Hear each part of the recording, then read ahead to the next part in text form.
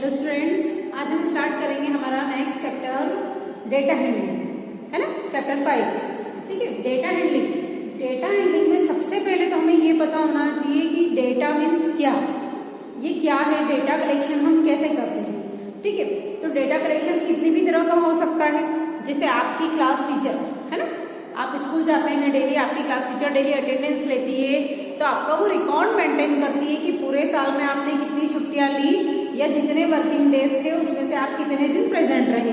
ये एक तरह का डेटा कलेक्शन हो गया आपके लिए। या फिर हम ये बोल सकते हैं कि पूरे ईयर में आपने मैथ्स की एग्जाम दिए, मैथ्स के जितने भी एग्जाम दिए उसमें आपको कितने मार्क्स मिले, है ना। ये एक पर्टिकुलर एक सब्जेक्ट का हो गया। लेकिन ऐसे आप हर सब्जेक्ट की पूरे साल में कितनी एग्जाम्स देते हैं, ठीक है।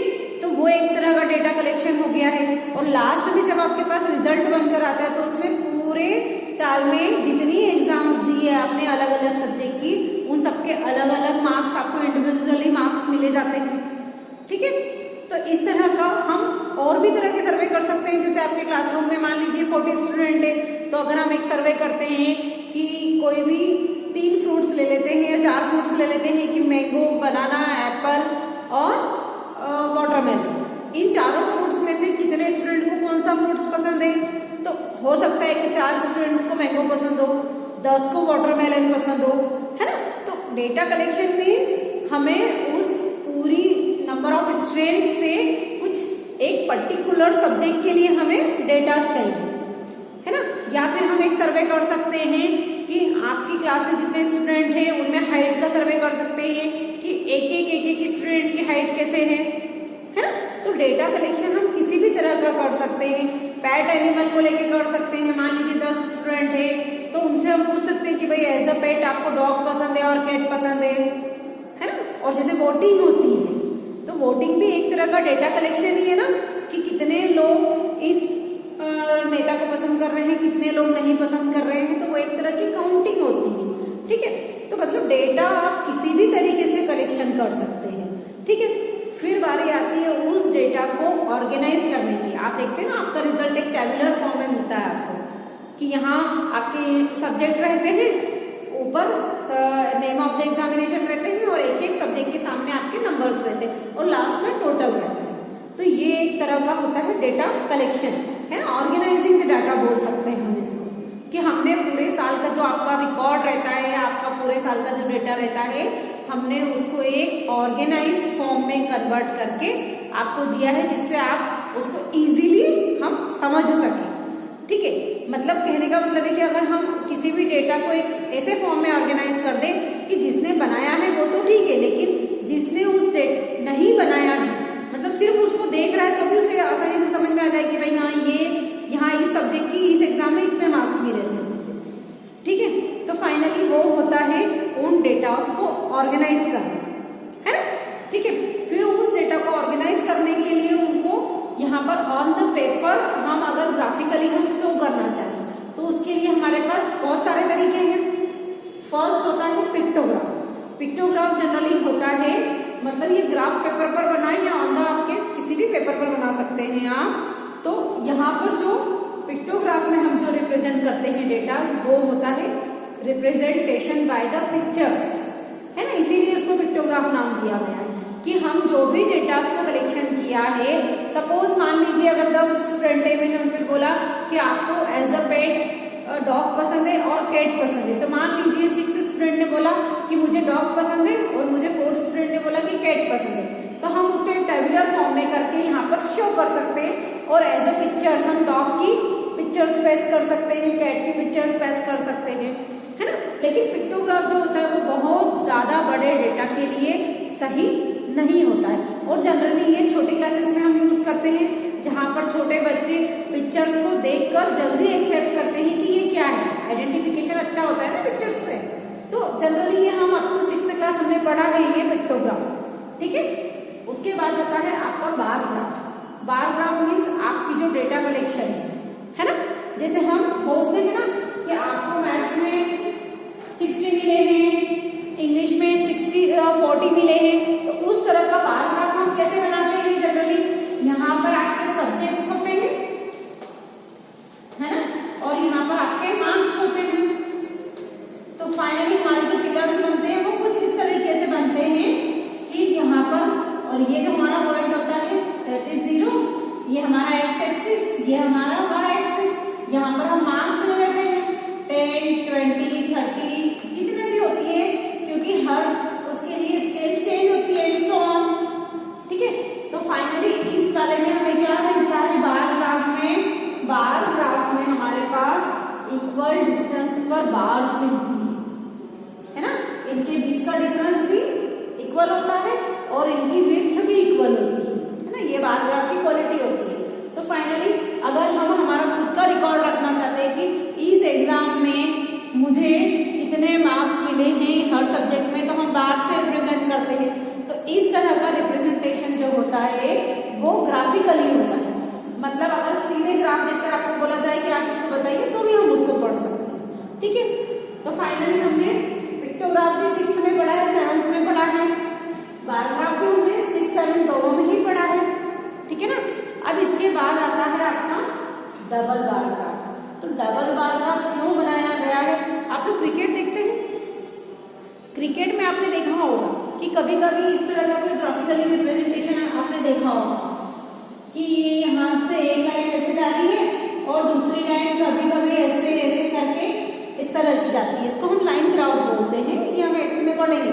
लेकिन फाइनली ये क्या होता है, ये होता है कि किन्हीं दो टीम्स का रिप्रेजेंटेशन है ना, दो टीम में कोई अगर दो प्लेयर का या पूरी टीम का रिप्रेजेंटेशन, कि पहली टीम ने यहाँ से यहाँ तक के ओवर में बहुत अच्छा मैच किया, फिर डाउन हो गया, फिर आगे उसने बहुत अच्छे रन बनाए हैं, तो ये होता है फाइनली कंपेरिजन। हम इसको बोल सकते हैं कि ये कंपेयर करने के लिए ग्राफ होता है। बार ग्राफ एक इंडिविजुअली के लिए बनाया जाता है, टीम हो सकती है, एक इंडिविजुअली स्टूडेंट के लिए बनाया जाता है ना। ठीक है, तो फाइनली डबल बार ग्राफ हम कब यूज करते हैं, डबल बार ग्राफ जब स्पेशली हम कंपेयर करते हैं। अब कंपेयरिंग कैसे, इसी ग्राफ में बता सकती हूँ आपको कि कैसे कंपेयर कर सकते हैं हम, है ना। तो बार ग्राफ में डबल बार ग्राफ एक्चुअली होता है कि जहां पर एक ही सब्जेक्ट के लिए, जैसे सपोज यहाँ पर मैथ्स है, तो यहाँ पर मैथ्स में उसको 45 मार्क्स थे, ये टर्म 1 की बात कर रही हूँ, तो हो सकता है टर्म 2 में उसने बहुत अच्छी पढ़ाई की हो और उसके मार्क्स कितने हो गए हो 70। तो ये मैथ्स के लिए, मतलब फाइनली जो सेकेंड वाली हमारी बार है वो रिप्रेजेंट कर रही है उसकी ग्रोथ, है ना। ठीक है, मान लीजिए अब कोई और सब्जेक्ट ले लेते हैं, साइंस ले लेते हैं, यहाँ पर साइंस में उसको मान लीजिए कि 65 मार्क्स थे टर्म 1 में, है ना। ये टर्म 2 का रिप्रेजेंटेशन है और ये टर्म 1 का रिप्रेजेंटेशन है। तो टर्म 1 में उसको 65 मार्क्स थे, लेकिन उससे बाद में पढ़ाई नहीं की टर्म 2 में, तो कितने मार्क्स हो गए, 40 मार्क्स हो गए। तो फाइनली डबल बार ग्राफ हम कब यूज करते हैं, जब हम कंपेरिजन करते हैं, है ना। आपकी मम्मी करती है ना कंपैरिजन, पहले तो इतने अच्छे मार्क्स आए थे, अब मार्क्स अच्छे क्यों नहीं आए हिंदी में, करते हैं ना जनरली, हम लोग भी करते हैं। आप लोग क्लास में एक दूसरे से कंपेयर करते हैं कि इसको तो इतने अच्छे मार्क्स आए, मुझे नहीं आए, है ना। तो फाइनली इस तरह की कंडीशंस में हम लोग क्या करते हैं, डबल बार ग्राफ यूज करते हैं। ठीक है, फिर आते हैं हम लोग नेक्स्ट हमारे ग्रुपिंग डेटा। ठीक है, अब यहाँ पर ये तो ठीक है कि हमने कोई डेटा का कलेक्शन कर लिया। सपोज हमने क्या किया कि 40 स्टूडेंट थे, 40 स्टूडेंट में हमने वो किया, मैथ्स का टेस्ट लिया, किसी को 1 मार्क्स आया, किसी को 2 आया, किसी को 3 आया, आउट ऑफ 10 की बात करें तो आउट ऑफ 10 का जो डेटा होता है वो इजीली करेक्ट हो जाता है कि 1 मार्क्स कितने स्टूडेंट को आए, 2 कितने को आए, 3 कितनों को आए। लेकिन इसी तरह का डेटा जब हम 80 मार्क्स के लिए कलेक्ट करेंगे तो वो कितना लंबा होगा, जरूरी नहीं ना कि सेम मार्क्स आए किसी स्टूडेंट को। कभी कभी हो सकता है कि 1 नंबर आया, किसी को 2 आए, किसी को 15 आए, किसी को 80 भी आते हैं, किसी को 79 है, किसी को 77 है, किसी को 76 है। तो इस तरह के डेटा के लिए हम एक साथ नहीं लिख सकते हैं, सामने एक जैसे हम टैली मार्क्स बनाते हैं ना, कि फाइनली हम अगर हम उसको टेबुलर फॉर्म में कन्वर्ट करने की कोशिश करें, है ना, उस डेटा को हम टेबुलर फॉर्म में कन्वर्ट करें कि 1 मार्क्स कितनों को आए, जैसे ये मार्क्स और ये नंबर ऑफ स्टूडेंट है।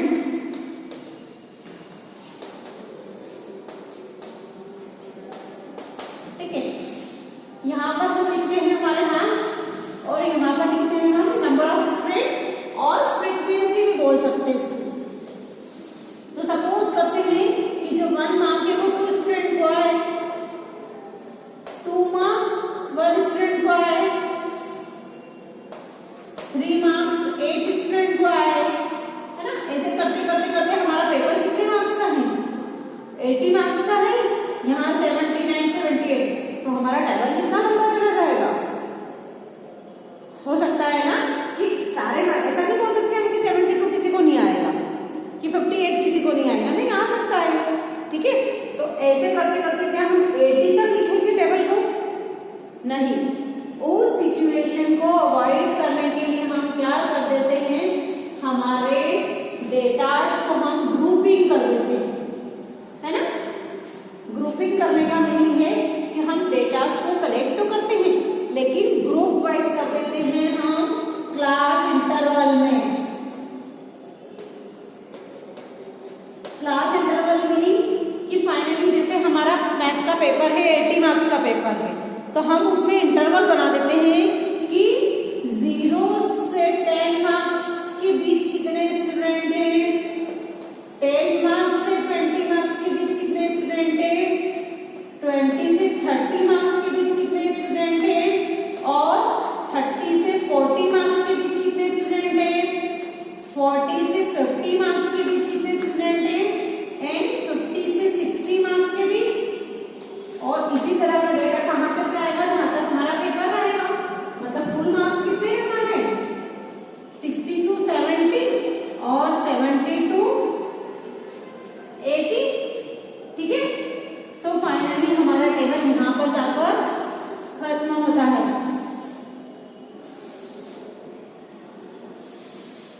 ठीक है, फिर भी ये 8 से 10 लाइनों में खत्म हो गया ना, 1 to 80 जाने से तो अच्छा ही है, ठीक है। तो इस तरह के इंटरवल को बोला जाता है क्लास इंटरवल, है ना। ये क्या है? ये इंटरवल दिया है, क्लास इंटरवल बोला जाता है। और इस तरह का इंटरवल को हम ग्राफ पर कैसे रिप्रेजेंट करते हैं वो भी मैं आपको दिखा देती हूँ, ठीक है।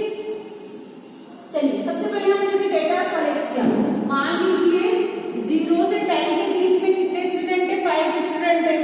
10 से 20 के बीच में हमारे पास स्टूडेंट मान लेते हैं कि 8 है।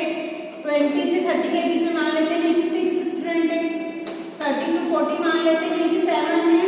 40 to 50 समझ लेते हैं कि 3 स्टूडेंट है उनमें। और 50 to 60 के लिए मान लेते हैं 4 है। यहाँ पर 60 to 90 के बीच 7 स्टूडेंट है, और 70 to 80 के बीच हमारे पास सपोज कर लेते हैं कोई भी नंबर 8 स्टूडेंट है। इसको आपको ग्राफिकली रिप्रेजेंट करना है। तो अभी तक हमने पिक्टोग्राफ अच्छे से सीखा, बार ग्राफ अच्छे से सीखा, डबल बार ग्राफ भी अच्छे से सीखा। अब हम सीखते हैं कि जो ग्रुपिंग रहता है, क्लास इंटरवल को हम ऑन द ग्राफ कैसे शो करेंगे, ठीक है। फाइनली ग्राफ तो वही होता है, ये होती है आपकी एक्स एक्सिस, ये होती है आपकी वाई एक्सिस, और ये जो इंटरसेक्शन पॉइंट होता है वाई और एक्स का, ये होता है आपका ओरिजिन पॉइंट 0, ठीक है। फाइनली जो हमारा क्लास इंटरवल है वो हम लेंगे एक्स एक्सिस पर। सो यहाँ पर हम लिख लेते हैं क्लास इंटरवल, ठीक है ना, क्लास इंटरवल्स। और यहाँ पर हम लेंगे नंबर ऑफ स्टूडेंट्स, है ना।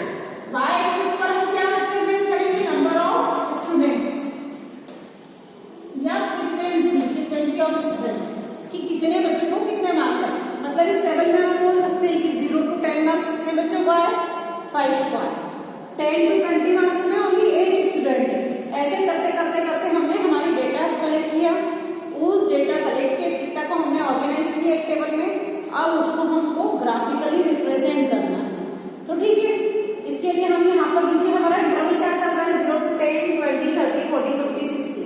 तो ये 0 तो है, यहाँ पर हो गया आपका 10, ये 20, 30, 40, ये हो गया 50, 60, 70 और 80। मतलब आपके ऑन द ग्राफ पेपर जो इक्वल डिस्ट्रीब्यूशन रहता है डार्क लाइन का, सेम डिस्टेंस से हमने 80 तक मार्क्स किया, क्योंकि हमारे पास 80 तक स्कोर है, ठीक है।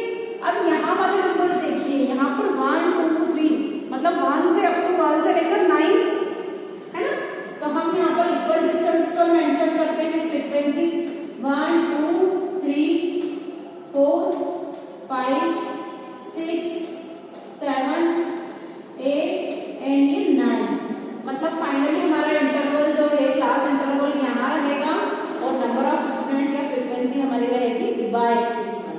ठीक है। अब 0 to 10 5, 0 to 10 के लिए मैं कहाँ पर पिलर बनाऊं? यहाँ पर एक बात याद रखिएगा, यहाँ पर पिलर्स नहीं बनेंगे, पिलर्स तो रहेंगे, सॉरी नहीं बनेंगे मतलब सेपरेट पिलर्स नहीं होंगे, यहाँ पर जॉइन में रहेंगे, ठीक है। तो 0 to 10 तक हमारे पास है 5, तो 0 तो मेरा इसी लाइन पर है, मतलब ये 5, यहाँ से लेकर ये 10 तक मुझे ऐसे बनाना पड़ेगा। ये हो गए हमारे 5 स्टूडेंट जिनको 0 से लेकर 10 मार्क्स तक आए हैं, वो नंबर ऑफ 5 स्टूडेंट है। सेकेंड है 10 to 20 में 8 स्टूडेंट, तो अब 10 से ही स्टार्ट हो रहा है, तो यहाँ पर 10 तो मुझे इंक्लूड करना ही पड़ेगा। 10 to 20 के लिए 8, तो मुझे इसी पिलर को 8 तक ले जाना पड़ेगा और ये हमारा बनेगा 20 तक। मतलब ये 8 स्टूडेंट ऐसे हैं जिनको 10 से लेकर 20 तक मार्क्स आए हैं। फिर नेक्स्ट नंबर आता है 20 to 36 स्टूडेंट, तो 20 तो मेरा इसमें इंक्लूड है, तो मुझे फाइनली इसमें भी इंक्लूड करना पड़ेगा। तो ये 6 स्टूडेंट कहाँ पर हैं? इस बीच आ रहे हैं, इस इंटरवल में आ रहे हैं, जिनको 6 मार्क्स आए हैं 20 से 30 के बीच में। फिर 30 से 40 में, 30 से 40 में 7 स्टूडेंट, तो 30 तो ये रहा, तो इसको मुझे 7 तक लेकर जाना पड़ेगा। और फाइनली 40 के लिए ये रहा, है ना, ठीक है। 40 के लिए ये रहा, तो यहाँ पर कितने हो गए? 7 स्टूडेंट, ठीक है। मतलब यहाँ पर जितने भी पिलर्स बनेंगे वो कंबाइन में रहेंगे, ज्वाइंट रहेंगे, उनके बीच में कोई गैप नहीं रहेगा। यही इसकी क्वालिटी है और इसको बोला जाता है हिस्टोग्राम, ठीक है। इसको हम क्या रिप्रेजेंट करते हैं? जैसे pictograph, bar graph, double bar graph, तो इसको बोला जाता है हिस्टोग्राम। मीन्स क्लास इंटरवल का जो ग्राफिकली रिप्रेजेंटेशन होता है उसको हिस्टोग्राम बोला जाता है, ठीक है। इसी को कंटिन्यू करते हैं हम। 40 से 50 के बीच में 3, तो 40 से 50 के बीच में आपके आ गए ओनली 3, सो ये आपके 3, ठीक है। ओनली 3 स्टूडेंट को 40 से 50 के मार्क्स आए। 50 से 60 के लिए है 4, तो इसी के लिए कंटिन्यू करेंगे, ये 4, और 60 to 70 के बीच में 9, तो 60 ये रहा। और कहाँ तक जाएगा आपका बार? ये 60 to 70 के लिए 9, ठीक है। और 70 to 80 के लिए 8, मतलब इसी में से कंटिन्यू करना पड़ेगा हमें, ठीक है। ये हो गया हमारा complete graphical representation of class interval. Means class interval कैसे? 10 20, हम यहाँ पर ऐसे नहीं लिखेंगे कि 10 से 20, 20 से 30, 30 से 40, बार बार नहीं, एक ही बार नंबर्स को रिप्रेजेंट करना है, ये इसकी क्वालिटी है। लेकिन क्योंकि ये इंटरकनेक्टेड है कि 10 यहाँ भी है, यहाँ भी है, तो आपको उस लाइन को दोनों में काउंट करना पड़ेगा। और 0 to 10 मतलब 0, ये रहा 0 इंक्लूड रहेगा, है ना। 0 से 10 तक, तो 0 से 10 तक पूरी सारा डेटा आ जाएगा। मतलब ये सारे पिलर्स जो है वो इंटरकनेक्टेड रहते हैं यहाँ पर, ठीक है ना। अब इसी में एक और छोटी सी चीज आपको समझा देती हूँ मैं। इसी टाइप के ग्राफ में क्या होता है कि कभी कभी हमारे पास जो इंटरवल है ना, वो मान लेते हैं कि यहां से दिया है, ठीक है, ये इतना ही दिया है। सपोज कर लेते हैं कि हमारे पास जो कोई मैंने टेस्ट लिया था 80 मार्क्स का, तो उसमें 30 से कम मार्क्स किसी भी बच्चों को नहीं आया, सबको 30 से ऊपर आया, है ना। तो मुझे इसका ग्राफिकली रिप्रेजेंटेशन लेना है, तो मुझे ये 10 20 30 और ये सब रिप्रेजेंट करने की जरूरत है क्या? देखिए ये तो बहुत ही छोटा नंबर है, लेकिन बड़े नंबर के ले लेते हैं, तो आपको डाउट सारे क्लियर हो जाएंगे, है ना। यहाँ पर मैं कोई बड़े नंबर ले लेती हूँ। बड़े नंबर से मीन्स कि हम अगर कोई डेट कलेक्ट करते हैं, जैसे कोई बड़ी बड़ी कॉम्पिटिटिव एग्जाम्स होती है ना, जिसमें 500 नंबर 600 नंबर का टोटल पेपर होता है ना, तो उसमें हमारे टोटल पेपर, तो मान लीजिए उसमें 250 मार्क्स से कम किसी को नहीं आया, 250 से 300, 300 से 350, 352, मतलब 50-50 का इंटरवल लिया मैंने यहाँ पर। 400 to 450,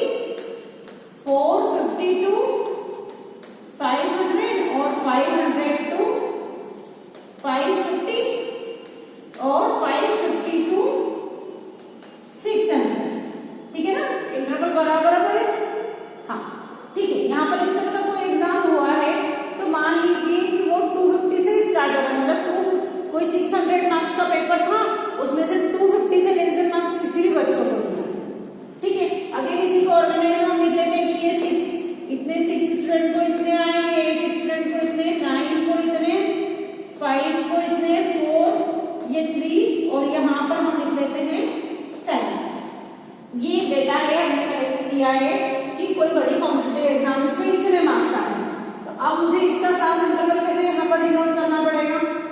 इसके क्लास इंटरवल को डिनोट करने के लिए फाइनली हम क्या करेंगे, हमारा जो पहला इंटरवल, ये हमेशा ये बात ध्यान रखिए कि ये तो जीरो ही रहेगा, यहाँ पर जो इनका इंटरसेक्शन पॉइंट होता है x और y का वो जीरो ही रहता है।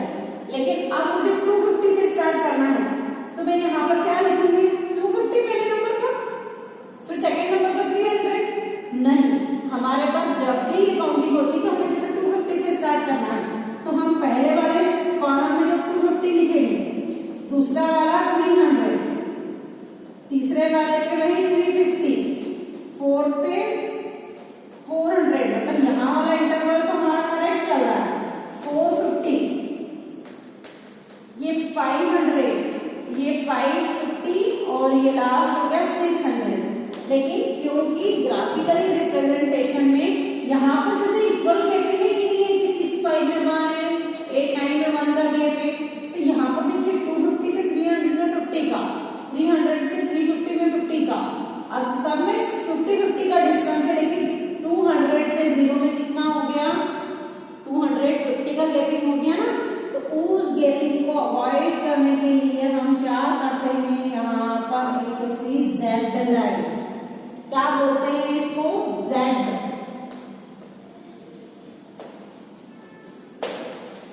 एक जेड लाइन बना देते हैं। जेड लाइन इसलिए बना देते हैं क्योंकि 0 से 250 के बीच में मेरे पास कोई डेटा ही नहीं है, तो मैं उसको क्यों ग्राफिकली रिप्रेजेंट करूंगी, है ना। और अगर ये जेड लाइन नहीं बनाते हो 0 से 250 फिर 300, तो ये हमारा ऑर्डर डिस्टर्ब हो जाएगा ना, क्योंकि इक्वल डिस्टेंस नहीं होना है, ठीक है। तो उस इक्वल डिस्टेंस मतलब जो हमको डेटा दिया गया उसी को रिप्रेजेंट करना है। जो हमारे पास डेटा ही नहीं है, 250 से नीचे कोई मार्क्स ही नहीं है, कोई स्टूडेंट ही नहीं है, तो हम उसको क्यों लिखेंगे, हमारा इतना ग्राफ खाली रहेगा नहीं, हम उसको अवॉइड कर देंगे कि 0 से 250 तक हमको देखना ही नहीं है, हमको लिखना ही नहीं है। तो अब हमारा जो ग्राफ स्टार्ट होगा वो 250 से स्टार्ट होगा, 250 से 6 स्टूडेंट के लिए, 250 से 300 के लिए 6 स्टूडेंट, 3 से 300 से 350 के लिए, तो ये 8 तक चले जाएंगे हम, ये 1 स्टूडेंट, फिर है हमारे पास में 350, 350 से कितने हो गए, 9 स्टूडेंट है 400 के लिए, है ना, ठीक है। और 400 से 450 के लिए 5, तो हम इसी में कंटिन्यू कर देते हैं इसको, मतलब फाइनली वही का वही हिस्टोग्राम बन रहा है। लेकिन हम क्या करते हैं, हम यहाँ पर जो ये जेड लाइन है ये इंपॉर्टेंट होती है हिस्टोग्राम में, है ना, कि ये इंटरवल्स की जो गैपिंग होती है उसको हाइड कर सकते हैं हम, ठीक है। और यहाँ से 500 से हमारे पास कितने हैं, ओनली 3 है, और ये 7 है, ठीक है, ये 4। तो फाइनली ये होता है हिस्टोग्राम, और हिस्टोग्राम में बार्स के बीच में गैपिंग नहीं होता है, ये बार बार याद रखिएगा। और ये जेड लाइन, अगर पहला आपका इंटरवल कब बनाना है जेड लाइन, ये भी ध्यान रखिए, जब पहला इंटरवल आपका 0 से नहीं स्टार्ट हो रहा है, सीधी सी बात है। अगर 0 से स्टार्ट हो रहा है तो आपको बनाने की जरूरत ही नहीं, या 10 से स्टार्ट हो रहा है तो भी जरूरत नहीं, मतलब यहाँ जो गैपिंग है ना कि 400 to 350 में 50 का, 300 से 250 में 50 का, तो 250 माइनस अगर 0 कर रहे हैं तो भी यहाँ 250 का ही डिफरेंस होना चाहिए, कि 0, 50, 100 लिया तो कोई प्रॉब्लम नहीं। लेकिन यहाँ वाला गैप और यहाँ वाला गैप अगर डिफरेंस अलग है ना, डिफरेंस बोलेंगे हम उसको, कि इन दोनों के बीच में जो डिफरेंस है वही डिफरेंस यहाँ है, तो जेड लाइन नहीं बनेगी। लेकिन अगर यहाँ में और यहाँ में अलग अलग डिफरेंस आ रहा है तो श्योरली आपको जेड लाइन बनाना ही पड़ेगा, ठीक है। तो फाइनली क्लास इंटरवल को जो हम रिप्रेजेंट करते हैं वो रिप्रेजेंटेशन होता है हिस्टोग्राम्स के थ्रू, है ना। तो आप इसको बहुत अच्छे तरीके से याद रखिएगा कि कलेक्शन हो सकता है क्लास इंटरवल आपको दिया जाए और सिर्फ हिस्टोग्राम बनाने को बोला जाए, या फिर आपको बिखरा हुआ डेटा दिया जाए, पहले आप उसको क्लास इंटरवल बनाइए, टेबल बनाइए टेबुलर फॉर्म में,